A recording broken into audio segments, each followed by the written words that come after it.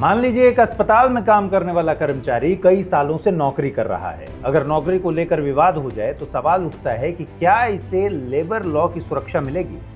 इसका जवाब इस बात पर निर्भर करता है कि कानून की नजर में वो अस्पताल इंडस्ट्री यानी उद्योग है या नहीं। आसान भाषा में इंडस्ट्री ऐसी व्यवस्थित गतिविधि है जहां लोग मिलकर कोई वस्तु बनाते हैं या सेवा देते हैं।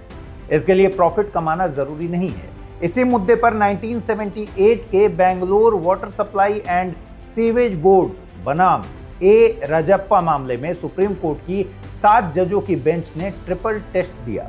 यानी 3 बातें देखी जाती हैं।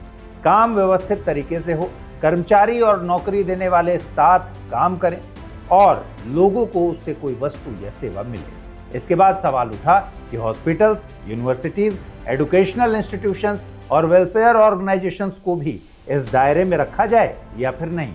इसी विवाद में 2005 के स्टेट ऑफ यूपी बनाम जय वीर सिंह मामले में 5 जजों की बेंच ने 1978 की व्याख्या पर सवाल उठाया और मामला बड़ी बेंच को भेज दिया। फिर 2017 में 7 जजों की बेंच ने इसे 9 जजों के सामने भेजा।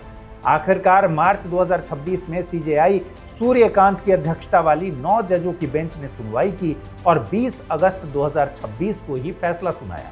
इस फैसले में 5:4 मेजॉरिटी ने 1978 के ट्रिपल टेस्ट को पूरी तरह खत्म नहीं किया, बल्कि उसमें बदलाव किया। अब किसी संस्था को इंडस्ट्री मानते समय यह भी देखा जाएगा कि संस्था का काम किस तरीके का है और उसमें व्यापार या कमाई से जुड़ी गतिविधि है या नहीं। हालांकि इसका मतलब ये नहीं कि संस्था के लिए मुनाफा कमाना जरूरी होगा। अब सबसे जरूरी बात पुराने लंबित मामलों की। इंडस्ट्रियल डिस्प्यूट्स एक्ट 1947 से जुड़े जो मामले पहले से चल रहे हैं उनमें 1978 वाला ट्रिपल टेस्ट ही लागू रहेगा।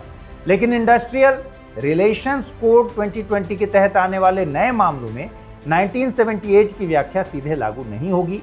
वहां 2020 कोड में दी गई परिभाषा और शर्तों के आधार पर फैसला होगा।